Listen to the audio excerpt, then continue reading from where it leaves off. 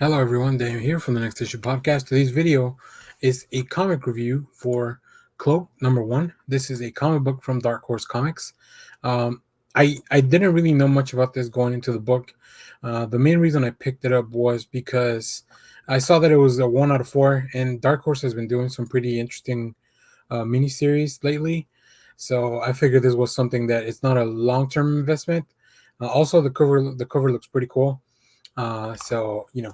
I had to check that out. So the story is written by Mike Richardson, with art and colors by Jordi Armengol, letters by Nate Picos.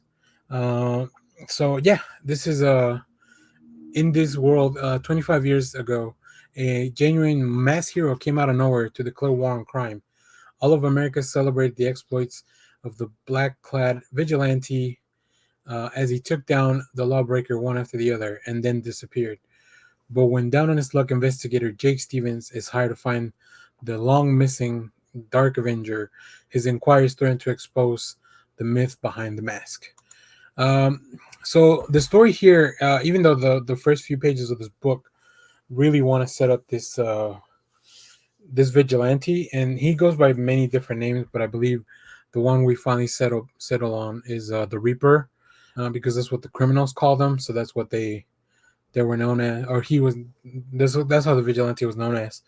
Um, and look, this is obviously a Batman slash analog, maybe more like Midnighter. Anyway, it's kind of a Batman analog, so I want to check it out. That's definitely one of the big things that attracted me to a hero like this. But this is the story here is not really about the vigilante; it's really about Jake and this investigation. So I thought that was kind of interesting. So let's go take a look at some of the art, and we'll talk more about the book. All right, so yeah, here I think Armengol does a really great job setting up a scene here. I love all the big landscapes and the colors of this flashback. As we can see here, this is the landscape from 25 years ago. The designs, and I really think when it comes to the action pieces, this is great. Like this is just great use of the comic book medium.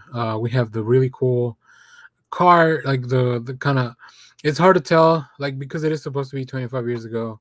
Obviously, is not the most advanced cars, but I think it does have that effect of like this car maybe looks like this by design. And then we see here the Reaper, just guns ablazing. So yeah, really cool. And then we have another shot of kind of like the exploits as the time went by.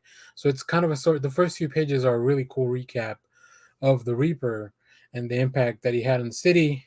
And we see all the little details. We see him with a sidekick. We see him fighting a clown. We see him working with the police commissioner. Very very obvious nods. This is definitely not trying to be subtle at all, because I think it's trying to uh, it's it's going to defy the expectations of what you're thinking the story is going to be about in the next few pages. That's when Jake is introduced, and really we get down to the nitty gritty of what this issue is really about. But I like all this setup. I really thought it was interesting. The rest of the book, it's got a very slow pace, so I think it's definitely a very decompressed story over these 4 issues. I would actually prefer to read this once it's all out, just because I saw after reading the first issue, I realized that we are setting up a lot of things that will hopefully get paid off in the future issues, but it's going to be kind of hard how going month to month waiting for all that to happen. So if you're somebody impatient like me, I would recommend pick these up, bank them, read them all together at once, uh, or just wait for a trade or graphic novel collection. But if not, yeah, go get this, go read it right now. I think it's an interesting comic. Dark Horse has really been working on rebuilding a lot of their stuff after they they lost the Alien franchise, the Predator franchise, the Star Wars comics in the past few years. So they're really trying to rebrand and kind of branch out into different avenues other than just like the BPRD stuff with Hellboy, um, and then also the Black Hammer stuff with Jeff Lemire's world there. So even though they have those two big pillars, they definitely want to do some of their interesting stuff. They're working with Comixology on all those Comixology originals will eventually get published by Dark Horse. So yeah, I think they're doing some interesting stuff to kind of be a little bit different than some of the other publishers. So yeah, like I said, I think this is definitely something that if you like superhero capes or superhero stories that are a little bit different off the beaten pad, a little bit slower, I think you'll enjoy this.